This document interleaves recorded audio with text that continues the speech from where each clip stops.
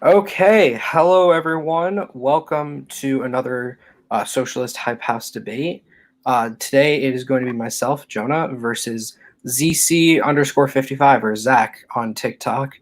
Um, Today we're going to be debating two topics. We're going to be debating healthcare in the United States, what type of healthcare system we should have, and then we're going to be debating Trump's presidency and whether or not he's done a good job so far. The debate, so the way it's going to work, we're going to go about a half an hour for each subject. We're going to go, the first half an hour is going to be about healthcare, and then the second half an hour is going to be about Trump's presidency, and then we're going to do about a 5 to 10 minute Q&A with you guys, the audience, at the end. Once again, with the Q&A, please make them actual questions, not just statements, and don't be mean. So with all of that said, Zach, are you ready? Yeah, I'm ready. Yeah. Okay, let's get it going. So, first topic is going to be healthcare. So basically, my stance is Medicare for all. So Bernie's plan. So basically, the way it would work, it's a single payer system, like a lot of other countries in the world. You would basically pay through it through taxes, and you would get healthcare that's free at the point of service. That's my stance, and I believe that we should have that system because it wouldn't be a radical change. We would simply just be catching up to the rest of the world because every single other industrialized nation on this earth has some form of a single payer system. We're the only ones besides us in Switzerland who have a privatized system to the degree that we do. And ultimately, it would save lives, which is the ultimate goal of healthcare. Mm-hmm. Well, my stance is that we should keep Medicare the way it is. Medicare for all would be extremely expensive, and I believe that it's unnecessary. And that's basically okay. it. Why do you think it's unnecessary? I feel that Medicare for all would be unnecessary. Your sound cut out. Am I good now? No, you're good. Okay. Medicare for all would be unnecessary, as the 68,000 lives you just talked about. I mean, you said it would save lives, right? Not that. Yes, Medicare for all would save lives. Yeah, that's right. But it's that you're kind of lagging. Like your sound and your pictures kind of lagging. Just try talking again. That study that you're looking into about it saving lives. So here, hang on. I'm gonna try something really quick. So okay, try now. It's working. All right. Well, the study about it saving lives, while it's true, it would save lives. It wouldn't save as many lives as you may think. Like, how many lives did you think it would save? So right now in the United States, various studies have shown that between about 45,000 to 68,000 people die per year in the United States because they don't have health insurance. So under a Medicare for all system, well, those people would have health insurance. That's the same study that I looked at, and I looked into it, and what source was it? KHN, my source, said that it cherry picks data, and it takes data like how many lives it would save, and then it doesn't take into account like the amount of time, like the amount of patients going in there, the amount of doctors that would quit. Okay. Process of that. So a couple points. One, the saving all, there's a couple things. So one, the saving all point and the cost point, the saving lives and the cost point. That is supported by more than one studies. In fact, there have been so far 16 independent studies that have shown Medicare for all would save lives. So that's the first thing. Yeah, it would save lives. I'm not denying that. It's 100% a fact. Secondly, when we're talking about supply of doctors, and the Medicare for all is rather a compromise if you really think about it, because a country like England has actually fully nationalized their healthcare system, meaning it's all run through the government, the hospitals, the insurance, the doctors, all of it. Medicare for all would still have private hospitals, private doctors. The only part that would be nationalized would be the insurance part. So when you look at a country like England, or look at a country like Japan, or you look at a country like Denmark, all of these countries have a form of single payer, but their doctor supply is nothing. It's not radically lower than ours, because when you take away red tape of insurance and you take away all the paperwork that's necessary when it comes with private insurance, doctors actually are able to care more they're actually able to work more with their patients, which is ultimately what they like. Doctors are paid extraordinarily less as well, but that would cause doctors to quit. It also caused our unemployment to rise due to health insurance companies being no longer out of use. So actually, with Bernie Sanders' plan under Medicare for All, there would be a 4-year transition plan. So basically, you still need people to run an insurance sector in the government. And the most logical conclusion would be people who have already worked in health insurance. So the way Bernie Sanders' plan works actually is that you transition people from working in the private sector to just transitioning to working in the public sector. So it actually would cause little to no unemployment in the health insurance industry because you're able to transition those jobs over to a Medicare for All system. I see what you're saying, but doctors would still be significantly lower as we would be lower paying them. So a lot of doctors wouldn't take that lower pay and quit. Sure. So I think that with first of all, our supply of doctors in the US, it is high. It's not extraordinarily higher than other industrialized countries. That's the first thing to point out. And secondly, other countries with a public health insurance system don't see an extreme decline in doctors because what happens is that doctors actually save some money because you're not spending more time and therefore more money on dealing with the insurance company and dealing with all the red tape, all the fine print. Rather, you're not spending all that time with the insurance company. So that's first thing. And secondly, doctors at the end of the day want to see their patients. But a lot of the way our privatized healthcare system has them working is that it's basically like they have to spend more time on the phone than they actually can with their patients. So when you see that when you allow doctors to be with their patients more, it actually doesn't decrease the supply of doctors. It would still decrease because let's be honest, are all the doctors in it to help their patients? Are all the doctors in it to be there for their patients? No, they're in it for the money because doctors paying very well. No, but at the same time, when you choose something like a pediatrician, right, you go into work partially for the pay. Yes, that's a thing everyone has to consider. How well paying is the job. But also, you're never going to take a job that you truly just despise. Otherwise, you would never take that job. Especially if you're a doctor. Because if you're a doctor, you have clearly an intelligence to choose another field because you have the intelligence of a doctor. But at the end of the day, you choose medicine partially for the money, yes, but also partially because you want to help people. Yeah. That's the second thing. So and at the end of the day, also, when we're talking about dramatically decreasing the pay, first of all, it would decrease the pay. But at the same time, we can look to other nations or examples where they don't have a significantly lower supply of doctors than we do, and they still have a public health insurance system. Those other countries also don't have the population that we do. No, but at the same time, they are at the same rate of industrialization that we are at, and they still have the same proportionate economies that we do. So it is relatively it is a fair comparison to draw from other industrialized nations in Europe and Australia, or rather Oceania. It is a fair comparison to make. And also, I want to talk about the cost factor for a second. So when we're talking about a private health insurance system, right, the dream of conservatives, libertarians, is that competition, right? You have all this competition, which forces companies to lower their health insurance. Right. But the problem is that under capitalism, consolidation always occurs. Meaning that when you have competition, there has to be a winner. It's never just endless competition. There has to be a winner. And when that winner is found by the market, that consolidation occurs into oligopolies and monopolies.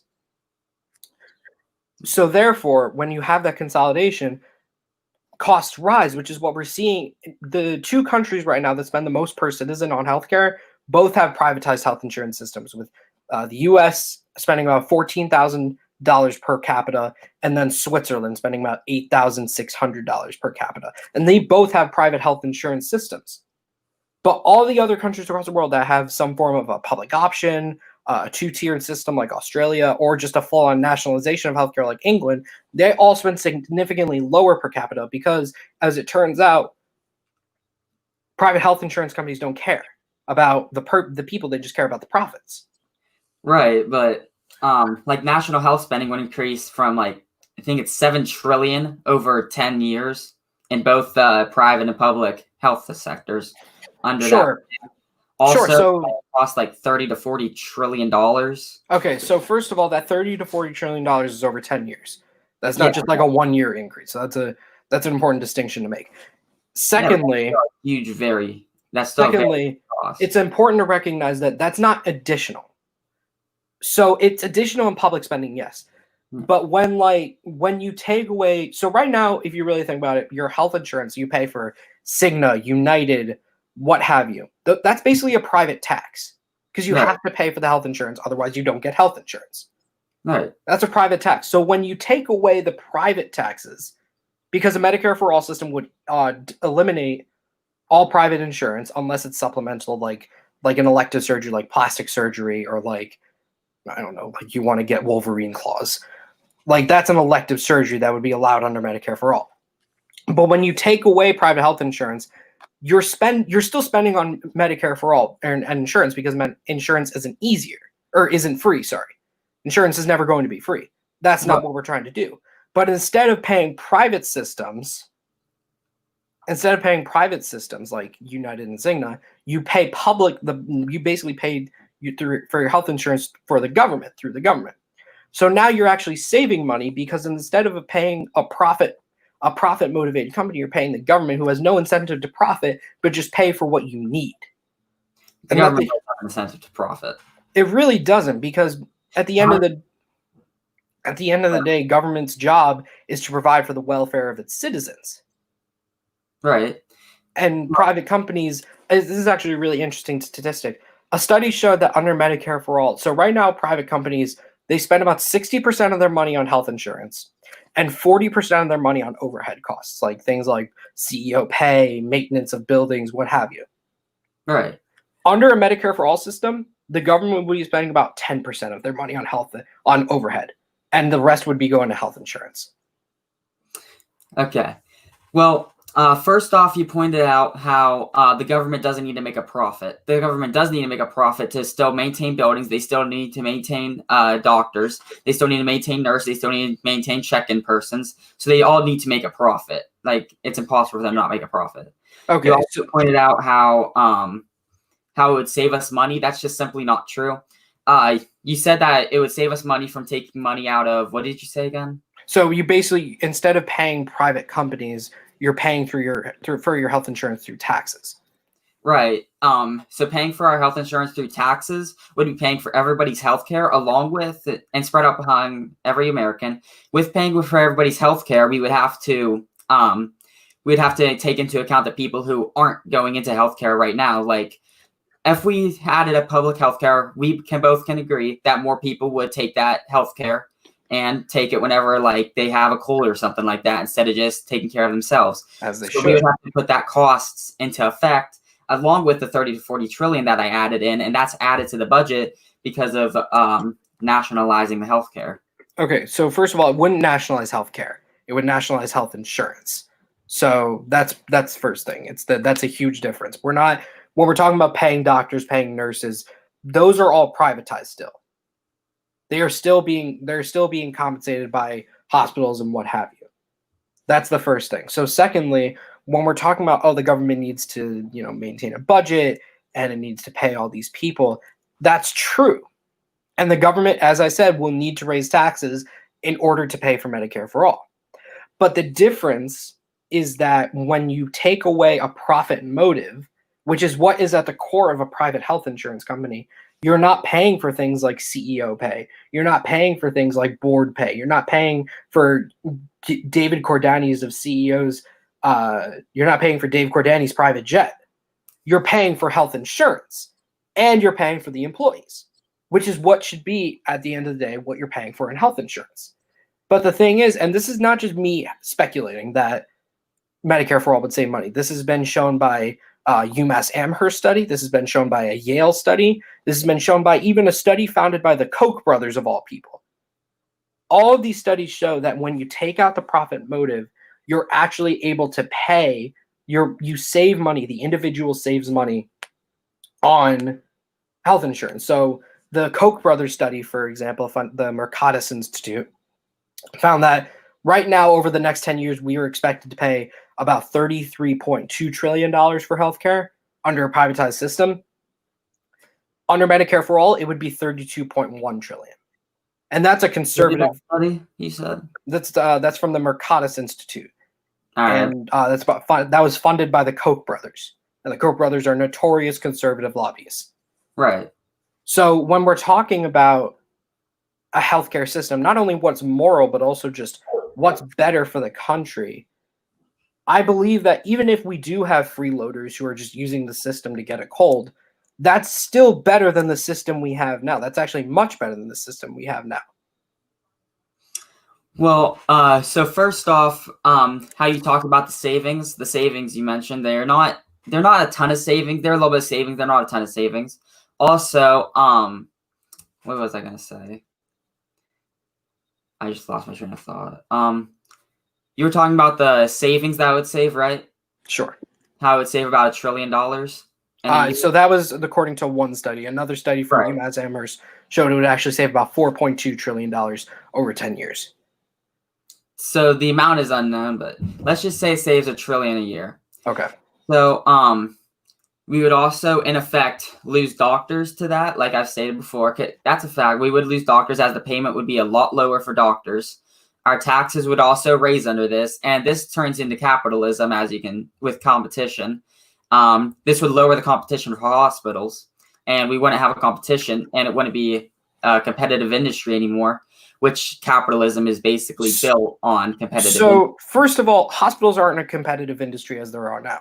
Under capitalism, hospitals and insurance companies have formed into oligopolies, and there is essentially no competition. Secondly, when we're talking about losing doctors, once again, other countries like England, like Japan, like Norway, Denmark, Sweden, Finland, all of these countries have a public healthcare system, public health insurance system, Yeah. And all of these countries still have more than enough doctors to care for their citizens. Because when you allow doctors to actually work with their patients instead of being on the phone with John from Cigna the entire day, you allow them to you free up their care, you free up what they want to do with their lives, and that's what gets them into medicine in the first place. It's not necessarily the money only. It's also just their living and what they want to do with their careers.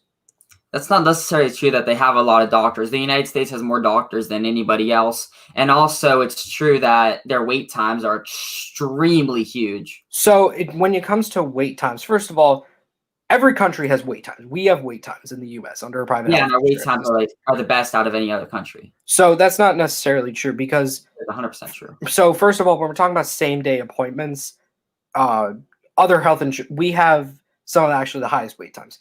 But secondly, also, this is more important. When we're talking about wait times and we're talking about the fact that every single country has wait times when it comes to health insurance, that's just a fact. How do we want to organize those wait times? Do we want to organize it by who is in need of the most care?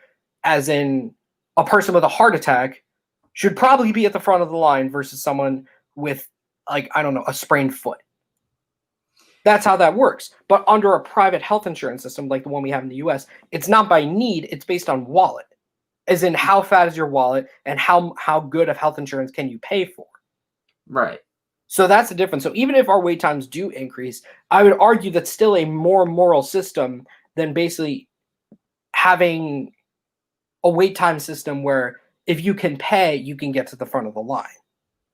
Why do you think that somebody who has a ton of money, let's say I walk into a doctor's office with and I'm about to have a heart attack and I'm poor. I'm going to get health insurance. There's nothing that's going to stop me. There's a difference. You are going to get health. You are going to get health care. Health care. That's what I meant to say. My bad. But I'm going to walk in there and I'm going to get health care. I may have extremely large costs afterwards, but they cannot deny me health care. No matter my will to pay. If I'm going to die, you can't deny me health care. Sure. So the heart attack example was really just an example of higher need versus lower need. It wasn't necessarily like meant to bring up an extremely fatal, because obviously if an EMT rushes you into the hospital and you're bleeding out, you're going to get the care you need.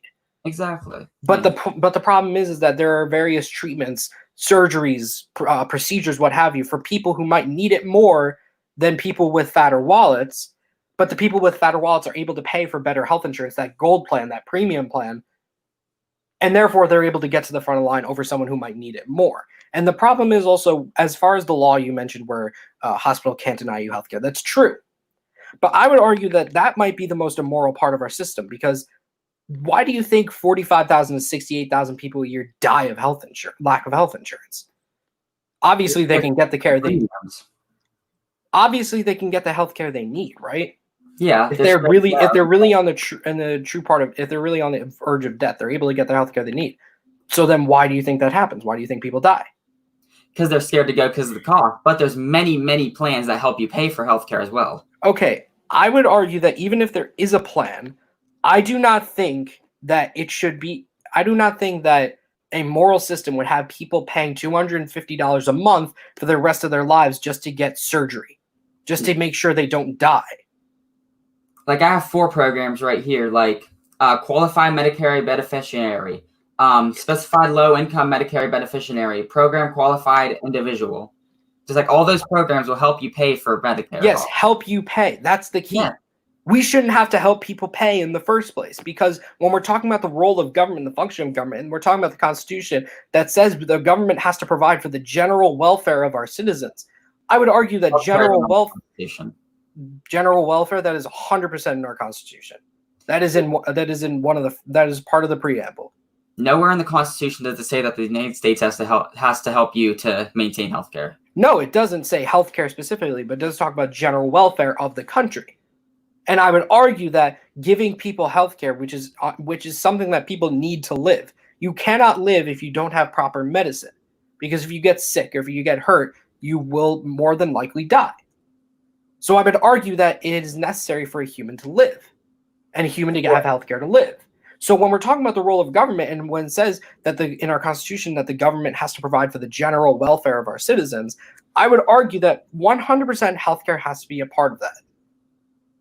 Well, it's not. It doesn't have to be, because, while what you say is true, that let's say I get a deadly disease, I'm definitely going to die if I can't get healthcare. That's right. But while life expectancy may be lower if I don't have free healthcare, I would still be able to live. So it's not under the Constitution. Okay, you would still be able to live. Yes, there is no guarantee that you are going to get a disease. There's no guarantee that you're going to get a bullet hole in your leg. There is no guarantee of any of that.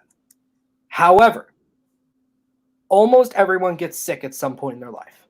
Almost everyone gets injured at some point in their life. And if you don't have healthcare, the chances of you dying from something like that are extremely high. Right. So when we're talking about, first of all, just because it doesn't say healthcare doesn't mean we don't have it as a right. Our 9th Amendment says that any rights, our rights aren't necessarily just limited to the Constitution. Right. So that's the first. Otherwise, the 14th Amendment wouldn't have been a thing. So that's the first thing. Secondly, when we're talking about, you don't necessarily need healthcare, well, you kind of do, because otherwise things like a cold can turn into a pneumonia. Other things like the flu, you can die from the flu because you can't get a vaccine. All of these things that we consider not even luxuries, just we take for granted because we can just go to, because we can just go to the pharmacy, the doctor, what have you, and hand them the green insurance card. All of these things are taken for granted, but all of these things aren't a thing in other countries. Some people, medical debt is not a thing in other countries. No one goes into debt in a country like Germany or Denmark because they can't pay for medical care. Because medical care, at the end of the day, you need it to live. Right. So how you pointed out, at the end of the day, you need medical care to live. Healthcare. You don't need it. Well, you don't need it excessively, but anyways, besides that, in the country, what countries are you listing that have, let's say, what country would you base our healthcare system off? So I would probably, it's kind of a compromise between Canada's system, which is more privatized than I would like it, and England's system, which is fully nationalized. It's kind of in the middle of there. well, I don't know about. I've never looked into England's system, but I know for Canada's system, in Canada's system, you can wait up to 2 months just to get checked on for a cold. Okay, sure. So like I said, wait times vary. So we have higher wait times than other countries. Other countries have higher wait times than us. So Right. that's the first thing. And secondly, Canada actually still has better healthcare outcomes than we do per individual, even with their kind of quasi Medicare for all system, where they still have some privatization. They still spend less than we do per citizen, and they still have better healthcare outcomes per citizen. The only way to spend less per citizen is by decreasing doctors' pay, but at the end of the day, they're not seeing. You never see in the headlines of the news, Canada sees dramatic decrease in doctors. That's not a thing, because at the end of the day, whenever they switched over to free healthcare, they saw a dramatic decrease in doctors. They did not see a country destabilizing, threatening level of decrease of doctors. They saw a decrease. They did not see an overall just destabilizing decrease. Otherwise, their country would be in shambles right now. Because at the end of the day, once again, doctors go into the field of medicine to care for patients. Money is kind of a 1A. It's kind of a second factor. But at the end of the day, you choose a job because that's what you want to do. And when you get rid of private health insurance companies, you allow doctors to do what they want to do. Right, but so you saying about allowing doctors to do what they want to do. So doctors are not going to, well, a lot of doctors don't want to work under low payment for what they do. But that's a completely different subject because we don't know that for a fact because to my knowledge, a survey hasn't been conducted of that. But yeah, I haven't seen any studies on that. But we would be paying significantly higher. You say we would save money under it, right? We would save money under Medicare for all, yes. All right. So how would we save money if the federal tax revenues run at 3.25 trillion if we add an extra 2 trillion to that? Okay, so we would save money as a nation because you are increasing your taxes, yes. But when you get rid of private health insurance costs, you're no longer paying for private health insurance. You're actually lowering the cost you pay for health insurance. It's basically like this. I'm paying $1,000 for health insurance right now per month. The government comes around and says, oh, we're going to give you health insurance, but you still have to pay for it. That kind of hurts. Okay, but we're going to make you pay $800 instead of $1,000 a month. Deal. Every time, because at the end of the day, that private insurance company will charge you more because they need to make a profit in order to survive. So basically your system underlies on basically denying any competition in the medical field.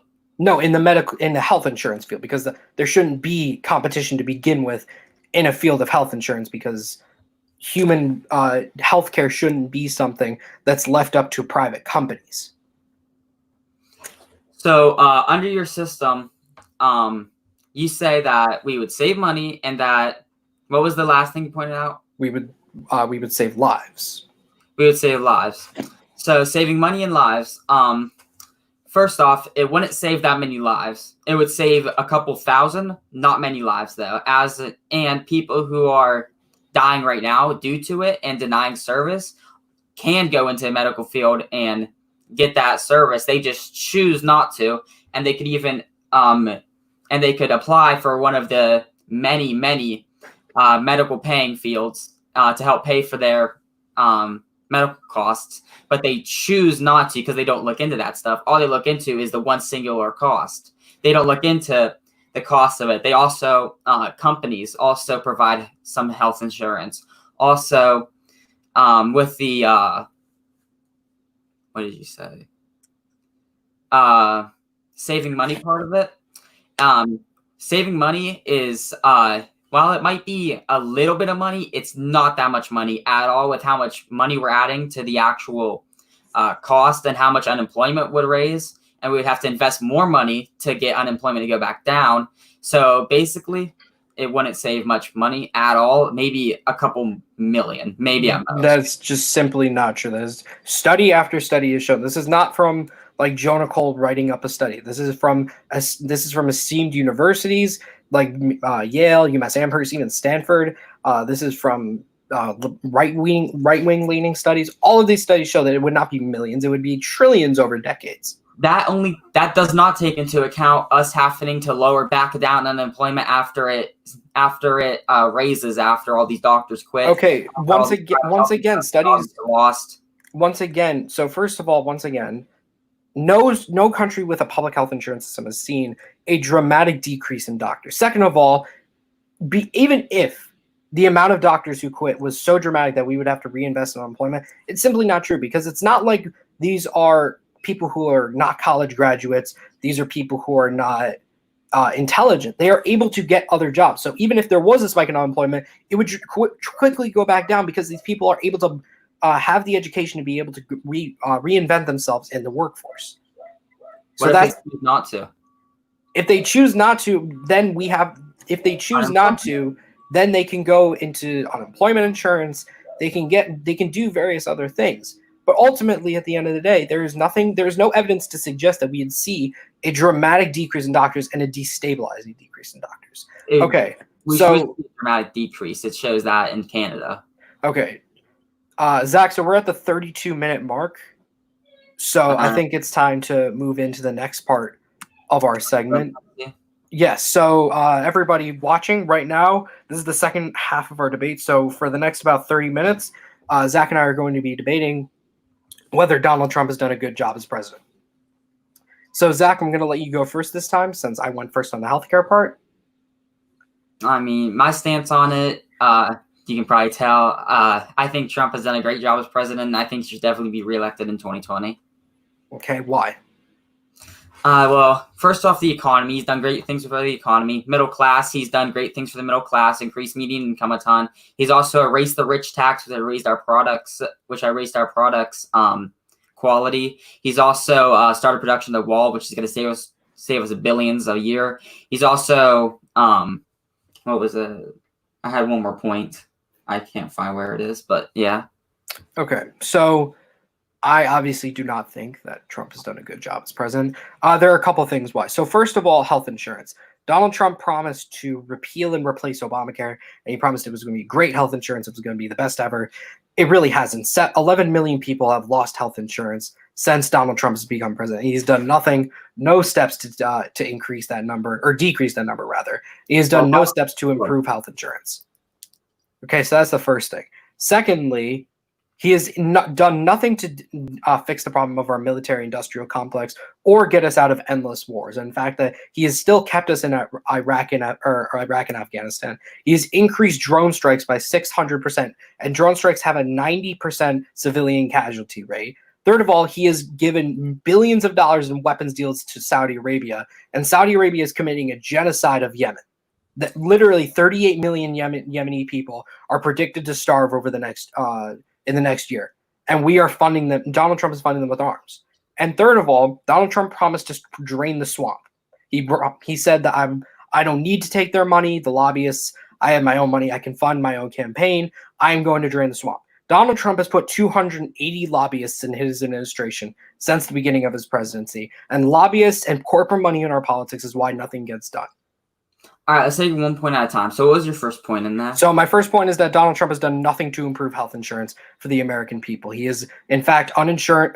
The amount of uninsured people in America has increased by 11 million people. All right, so so that was partially because he replaced Obamacare, and he repealed Obamacare. He never replaced it with anything. Yeah, that's what I meant to say. But I actually liked him doing that, because whenever he did that, it saved the taxpayers money, because people with insurance were paying a ton of money towards people who were insured under Obamacare. Okay, do you know what Obamacare is? Yeah, Affordable Health Care Act. Okay, what exactly is in the Affordable Health Care Act? People were going into health insurance and getting basically free health care not true. Okay, so basically the main part of the Obamacare Act, of the Affordable Care Act, was the individual mandate, which basically made it a law that you couldn't be uninsured. Literally, it became law under the people who were uninsured and went into the healthcare system. I'm sorry?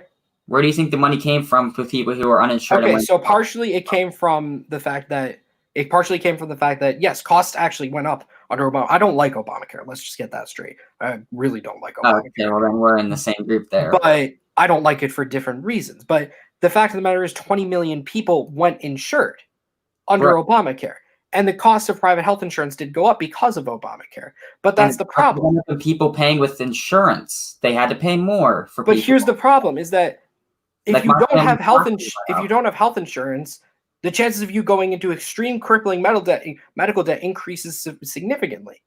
And there is no reason that a person should have to go without health insurance.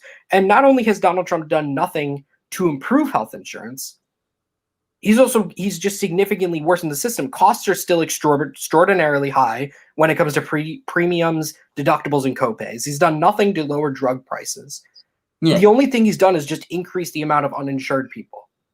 Well, he has lowered drug prices, but he's lowered drug prices insignificantly in a minuscule way. He has, though. So in fact, like I don't know how much. So I can't believe I have to defend Democrats on this. Like but I have to. Nancy Pelosi introduced a bill that would basically decrease the price of 250 Medicare drugs, and it would save about $75 billion over the next 10 years, and Trump vetoed it. I never looked into that, but so I never looked into that or even. And ultimately, when we're talking about a broken health insurance system, there is no evidence to suggest that Donald Trump has done anything to fix health insurance in this country. That's true. I never vowed that he did either. But in fact, not only has he not fixed it, once again, he's made it actively worse. That's the problem. By repealing Obamacare.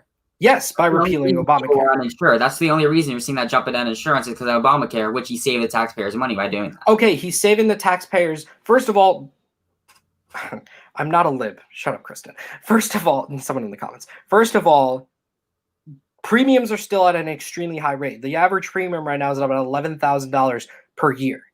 So that's the first thing. Private health insurance spending has not decreased under Trump. Secondly,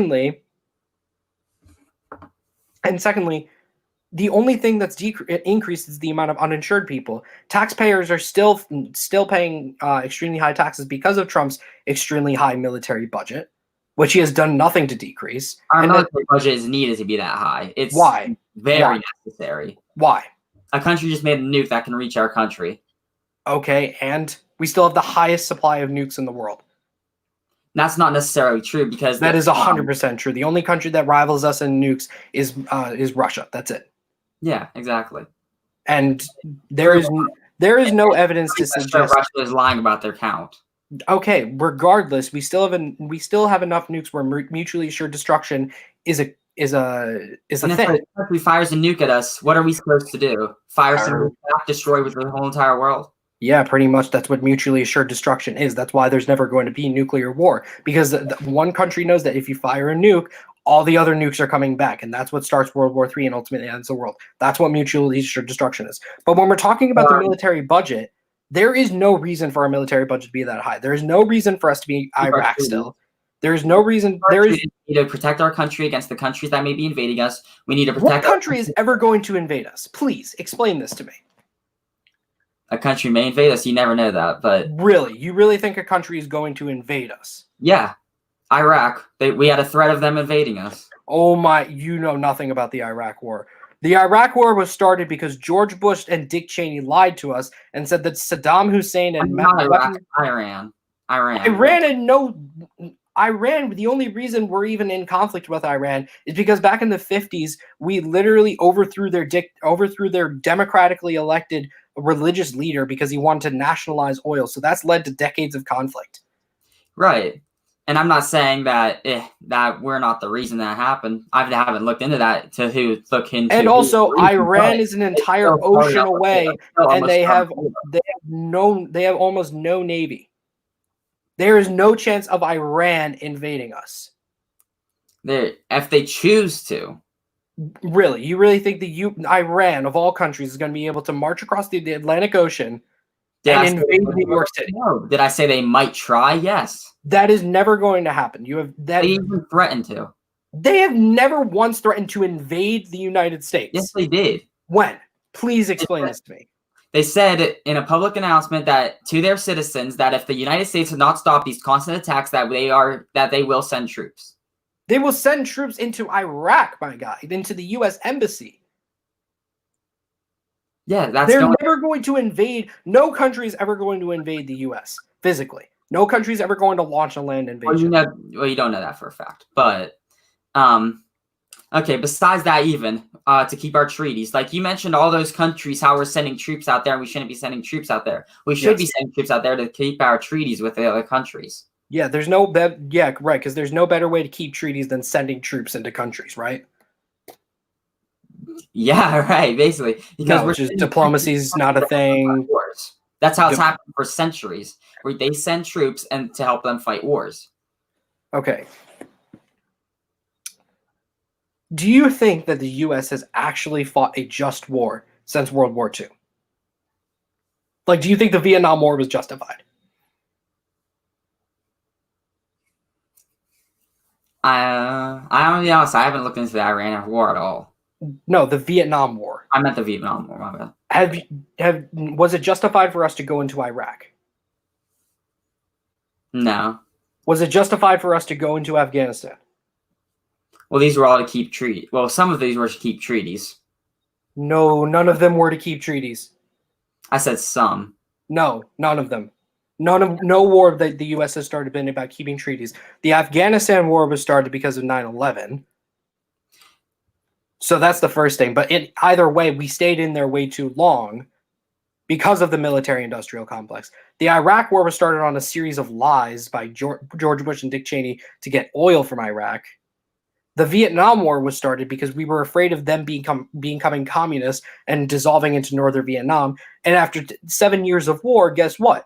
Southern Vietnam was absorbed into Northern Vietnam. Okay, so when we're talking about, we need a military budget that high, there is a reason that 40% of the world thinks that we are the greatest threat to world peace. There's a reason, because we start unnecessary wars to feed our military-industrial complex. We're not the biggest threat to world peace, but that's a completely different subject than we're even debating. But but my point is that Trump promised to get us out of these endless wars and needless wars in the Middle East. And he never did that. Right. And all those Middle East wars are to keep treaties right now. Currently, all of them. That is not true. And protect the United States embassies.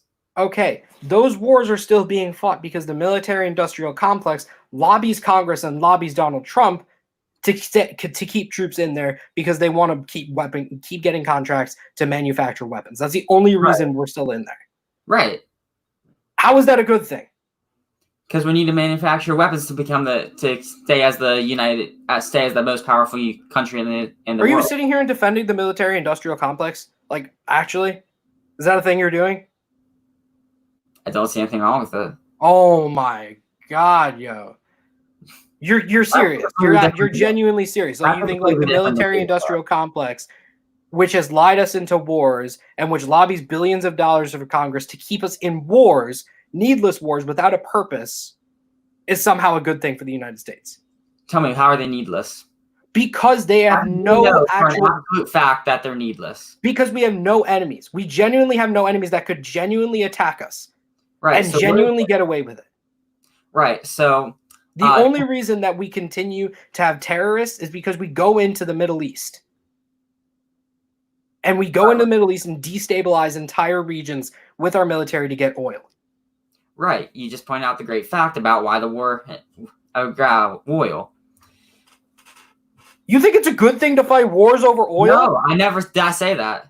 Okay, then what are you saying? I'm saying that you just pointed out why the wars may be happening. Okay. When I say needless, I mean needless like it's an actual good reason. Oil is not a good reason to start wars.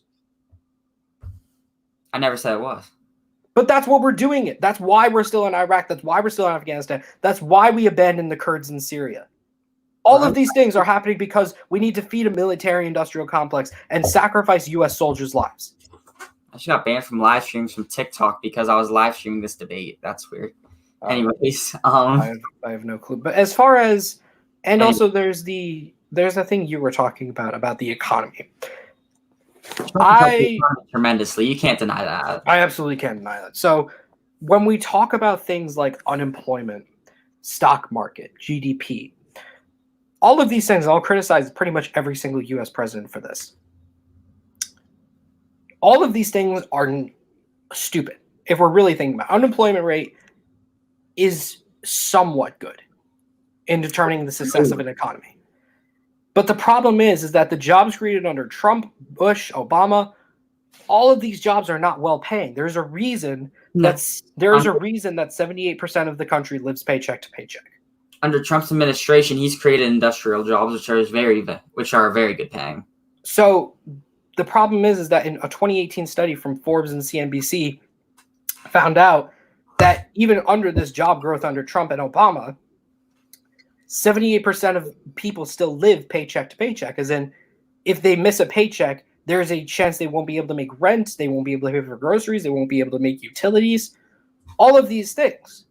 So when we're talking about things like the stock market, first of all, the stock market is one of the most BS metrics of the economy there is. One of the most amazing stats I found out about the stock market is that 90% of the shares are held by the top 10% of income earners. Yep, that's exactly what I was going to say. So saying, oh, the stock market's high, yeah, the stock market's going to be high, that's only an indication of how rich people are doing. So that's not really like a good indication of how the entire economy and how the people in the economy are doing. So as far as the economy, and what people are spending their paychecks on, health insurance costs are still increasing, rent is still increasing, utilities are still increasing. All of these people are not able to spend disposable income because these costs of necessities are still rapidly increasing under Obama and Trump.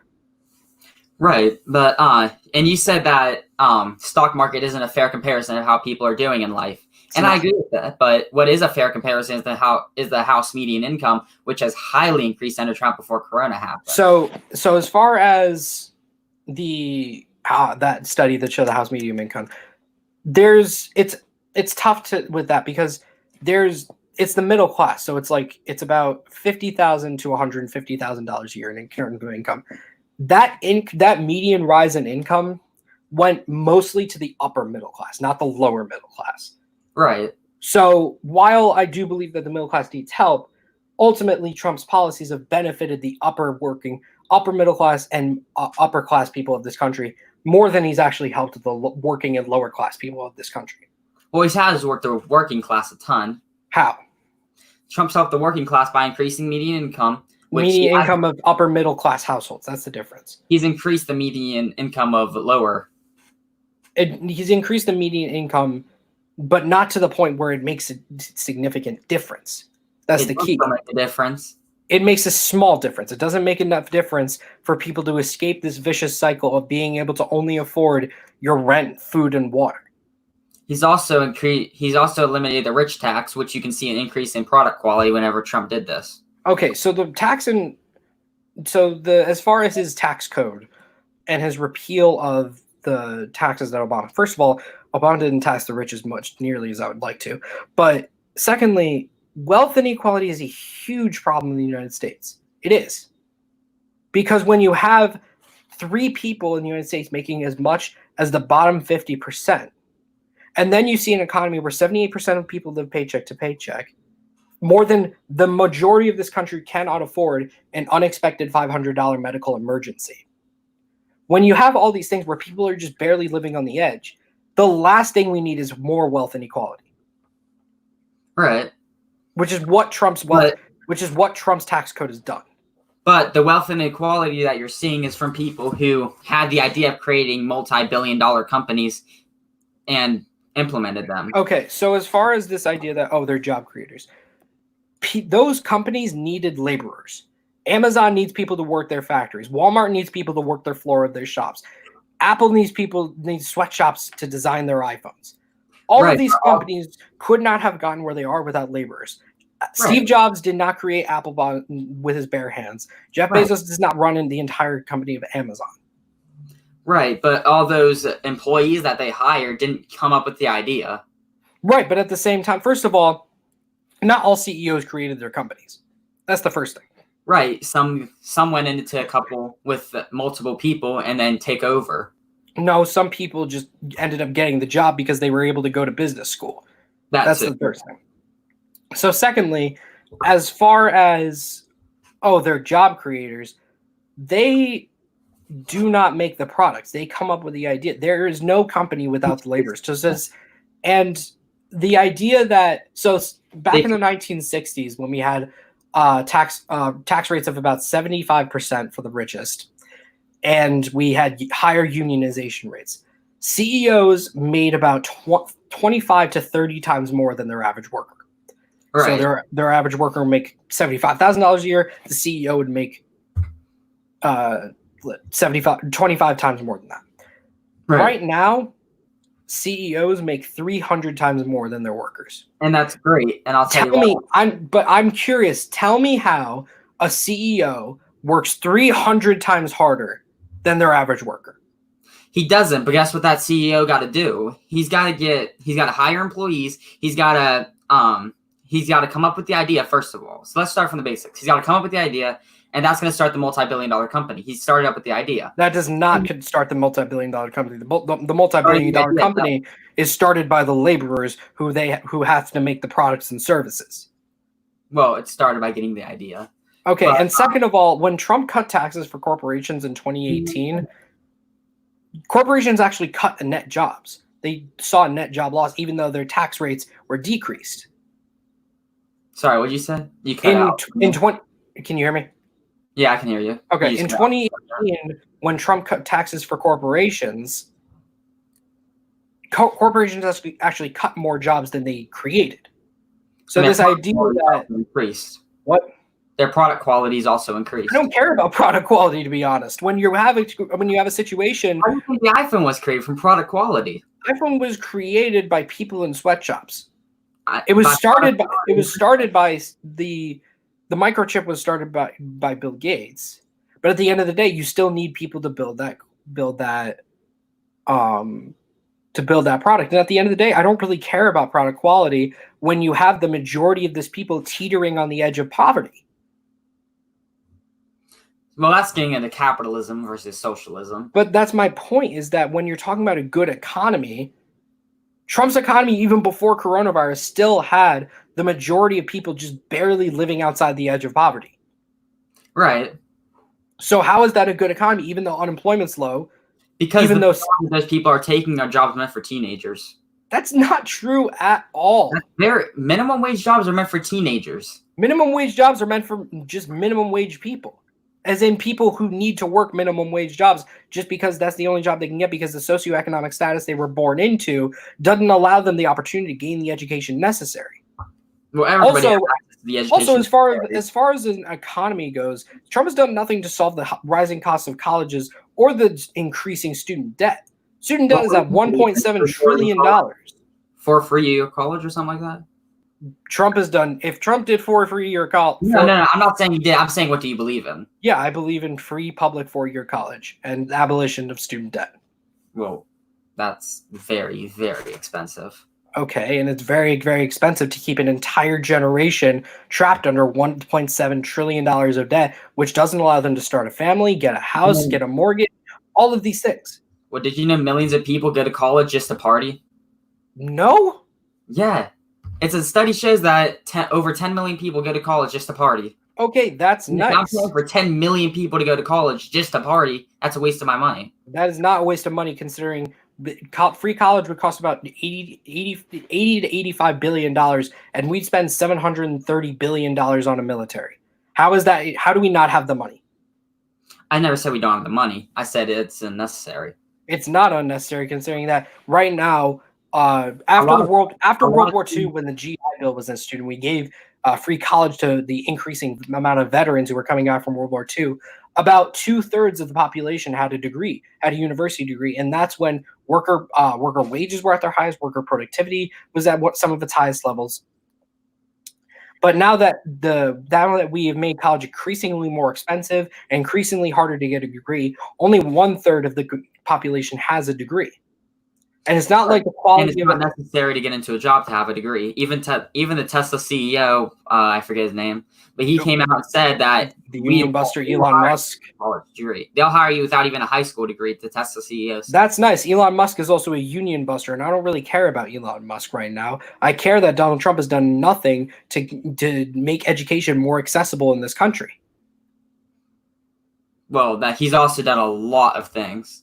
I mean, Okay. making education more accessible, making healthcare more accessible. Those are all extra things. How are those extra things? Healthcare is something you need to live. Education is one of the key things you need. Everybody has access to healthcare. Everyone has access to healthcare, but not everyone has the ability to not go into crippling debt because of it.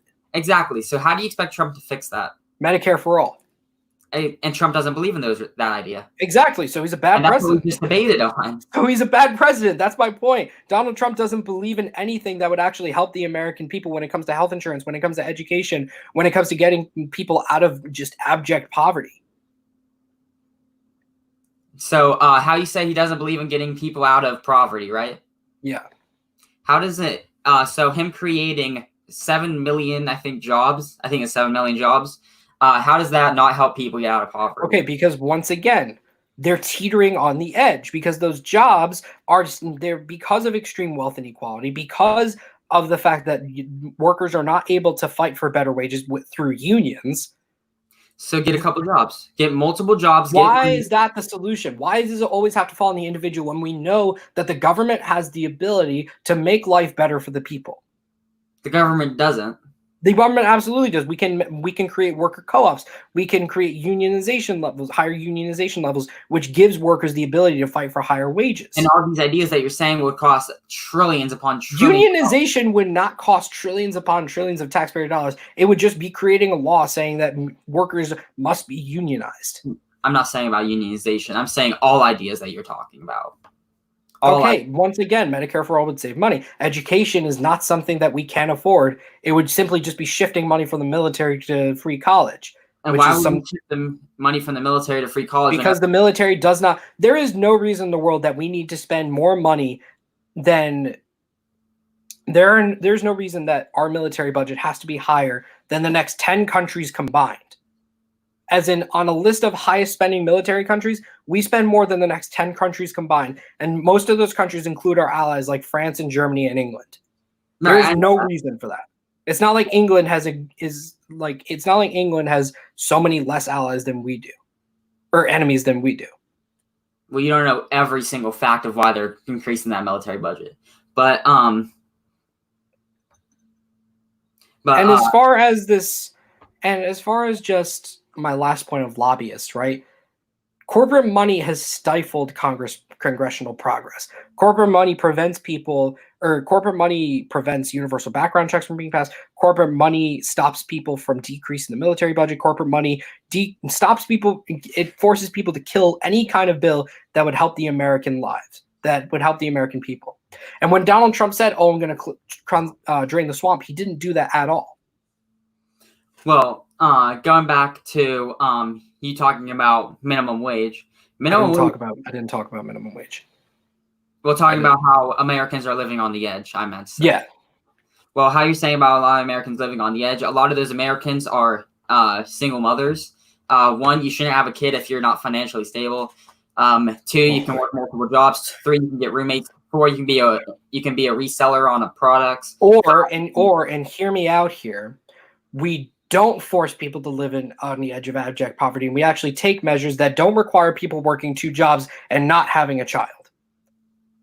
That's just a possibility. Well, you can work 1 job, have a child, and still live a life. The number 1 leading cause of poverty for mothers in the U.S. is having a child, because of increasing childcare costs and the increasing costs of expenses. Right. And Trump has done nothing to improve that. Yeah, because that's not a policy he believes in. I don't understand how lowering childcare costs and not forcing mothers to live in abject poverty because they want to have a family is somehow not something he shouldn't believe in. I mean, I can't answer that question, but okay, we are at the hour mark, so I think now would be a good time. So this is going to be the end of the debate section. Guys, ask some questions in the comments. Please be actual questions. I will not display the question if it is just being mean or if it is not a question. So it's Q&A time. Just gotta wait. So very good questions. Love them. I'm trying to find out why I got permanently banned from live streaming just now, just for I returning have to debate. no clue. Here, Zach. Zach, will you cite a source? No, the one on the screen. Yeah, I am pro-life. Okay. Zach, this is from Jacob Town. Cutting social assistance, things like food stamps, Medicare, Medicaid. Oh, like cutting food stamps? I believe in completely eliminating food stamps unless you are, what was it? In like desperate need, like if you're disabled and can't, serving in the military, have PTSD or stuff like that. Let's see. Jonah, why do you not support a fully socialized healthcare system? I don't believe in that in a two-party system right now. If we had kind of a vanguard party with the revolution, I would believe in that. But right now, under the two-party system, it would be very easy if we were able to get a nationalized healthcare system for conservatives just to cut it. So it would be better just to pay through a single-payer taxes. Is medical care a human right? I believe so. Let's see. Zach, this is from Crazy Beard. Could you cite your party statistic? Also, Crazy Beard, spell it with a C. My God, it's CIT. What party statistic? The college. 10 Oh, million. huh? 10 million people go in the party. Oh yeah, okay, I'll send that to you later. Okay, yeah. Let's see. Do you support Trump furthering our country's debt? His debt added was stuff such as the wall, which will end up saving us billions of dollars. Okay. Do you support? No, I don't. Okay. Let's see here. Let's see here. Opinions on the Ninth Amendment. So basically, the Ninth Amendment is saying that not all our rights are enumerated in the Constitution, and there are other rights that don't have to be necessarily in the Constitution. I mean, it's in our Constitution, so of course I believe in it. But I mean, it's not. It's part of the Bill of Rights, but yeah. No. Yeah. Do I support the camps at the border? Is he talking about Mexicans being locked up at the border? Yes. Well, Yes, I mean, I would assume so. Well, illegals being locked up at the border was under Obama's administration, which Trump tried to repeal in 2018. Right, and yeah, I don't support the camps regardless. Zach, do you think Trump is pro-LGBT? Yeah, I do. Okay. I actually plan on doing a video on that. Let's see here. Is Trump a fascist? Yes, I believe so. I don't think so. Okay. Let's see here. You can get banned for controversial content. Yeah. I didn't even know that. That's what my ban was for. Oh, that's weird. Let's see here. What do you propose instead of food stamps? Nothing. Okay. No, honestly. They cost too much in taxes. Is Antifa based? Yes, Antifa is very based. Also, do you think Trump was right making Antifa a terrorist organization? Yeah, I do. Okay, you know Antifa is not an organization, right? Yeah, I do. No, that. So then how could it be a terrorist organization if it's not even an organization? Well, because... Like, that'd be designating conservatism as a terrorist organization. True. So then how is it a good move? Well, Antifa might be a political belief, but at the same time, also people designate themselves inside of that political belief and make themselves kind of a group. So okay, you can have a conservative party, the Tea Party movement. That's not an organization. That's just a movement. Right. Yeah. Okay, let's see here. Can you define socialism? So socialism is whenever the government helps people financially. Well, social economics, social economy. Socialism is whenever the government helps you. Yeah, no. That's not it. Socialism is when the workers own the means of production in an economy. That's what socialism is. It's not when the government does stuff. That's not what I was saying. Okay, then what were you saying? I was saying whenever the government helps you pay for stuff. That's not it either. Socialism is when the workers own the means of production rather than a private system of ownership. That's what socialism is. Jesus Christ. Jesus. What are your opinions on worker co-ops? They're dope. Never looked into them at all. Worker co-ops are basically when workers are part of the board of a company. Instead of no more, but let's see. I just saw a message that I want to talk about. Yeah. Trump banning transfer. Oh yeah, here, never banned transfer from the military. I didn't see that extra part.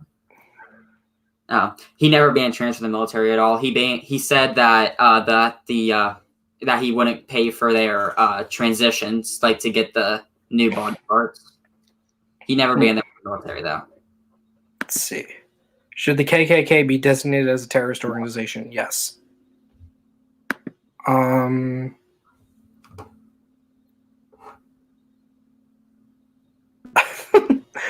don't even know what this is, but I don't know. T-girl, I'm not even sure what that means, Thomas. What's your opinion on Mike Pence? I love him. I love him. Why? Great guy. Why? He's a great guy. He supports conversion therapy guy. He's a great guy. He's not a great guy. I never policies, but just from how he acts, I think he is a great guy. Okay. ZC, do you plan on going into politics? Honestly, I have no clue. No. Do y'all support Black Lives Matter? Yes. I don't. I support All Lives Matter only. Buddy, why? Because Black Lives Matter is racist. Explain, please. Because you're only advocating for the black lives, not all lives. Okay, let me ask you something. Does Black Lives Matter say Black Lives Matter more than other lives? Yes, that's basically what you're advocating for. You're saying that I don't care about all other lives. I'm only going to advocate for black lives. Okay. Let me get this straight. Because we're saying Black Lives Matter and that black people shouldn't be gunned down by police, that's somehow saying black lives are valued more than other lives. Well, that statement that you just made about black people being gunned down by police is just simply untrue. More white people are killed by police. Police brutality happens to white people. In totality, white people are killed more by police. But when you look at the shares of the population, black people are disproportionately, percentage-wise, affected more by police violence than any other race. And that is because policing black neighborhoods are over-policed. Well, and there's obviously going to be more crime if you over-police a neighborhood. Right. So people of color also commit 52% of all crimes. And also black neighborhoods are over-policed because in the beginning, black neighborhoods weren't over-policed. And then they saw a big spike in crimes happening in black neighborhoods. You do know redlining is a thing, right? What? Redlining. You do know that's a thing, right? That was a thing. Was. Okay. ZC, how do you feel about the fact that 40% of cops beat their wives? Or spouses, Thomas. I've never even heard that study before. That is a study saying that 40% of cops are proven domestic abusers. If you send me that study, I'll look into it. I will. Someone will send you that. So I think that is going to be all for today. Zach, thank you so much for doing this debate. Guys, we're going to be logging off. This video will be available to rewatch in about 5 hours. Thank you so much, guys. Thank you.